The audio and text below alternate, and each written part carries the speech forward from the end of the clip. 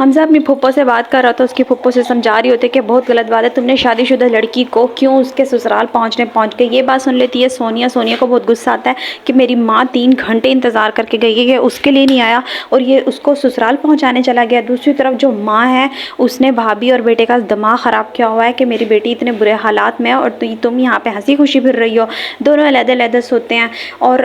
سونیا جو ہے وہ اس کی پھپھو اس کا اتنا خیال کرتی ہے، اتنے میں جو اس کی بھابھی ہے جگنو کی، وہ چلی جاتی ہے اس کی بیسٹ فرینڈ کے گھر کے اسے سمجھائے دیکھو اس نے بہت ہی سب کا جینا محال کیا ہوا ہے، امی کو بہت پریشان کیا ہوا ہے اور وہ آگے سے اتنی بدتمیز نکلتی ہے، وہ جگنو کو کال کرتی ہے اور اسے اتنا برا بھلا کہتی ہے۔ جگنو تو سوچ لیتی ہے کہ اب میں کس طرح سے بھابھی کو ٹریٹ کروں گی۔ بھائی جو ہے وہ باتوں میں آ گیا، فراز باتوں میں آ گیا اپنی بیوی جگنو کی اور اپنی بہن کو بہت ہی برا بھلا کہتا ہے، اسے کہتا ہے تم نے جگنو کے ساتھ جو کیا وہ بالکل بھی ٹھیک نہیں تھا۔ جگنو فوراً آتی ہے اور بھابھی کو اتنا برا بھلا کہتی ہے، ماں کہتی ہے کہ میں نے تمہیں اس طرح سے رکھا ہوا تھا اپنے گھر میں، جو تم نے میری بیٹی کا حال کیا ہے، تمہیں ذرا ترس نہیں آیا میری بچی کے اوپر۔ دوسری طرف سونیا اور حمزہ کی صلح ہو جاتی ہے تو وہ آپس میں بات کر رہے ہوتے ہیں، کہہ رہے ہوتے ہیں تو سونیا اسے سمجھاتی ہے دیکھو میں تم سے صرف ایک صورت میں صلح کر سکتی ہوں، مجھے پتہ ہے تم اسے بہن ضرور سمجھتے ہوگے لیکن وہ تمہیں نہیں سمجھتی، اور فراز کو جو غلط میڈیسن دے رہی ہے جگنو اس کی وجہ سے اس کی طبیعت کافی خراب رہنے لگی ہے، لیکن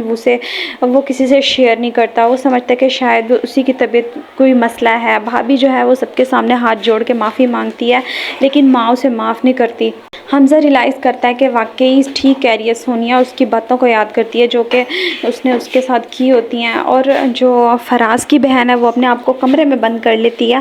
جگنو کال کرتی ہے حمزہ کو اور اسے اپنے درد سناتی ہے تو جو ایک بار پھر حمزہ اس کی باتوں میں آ جاتا ہے۔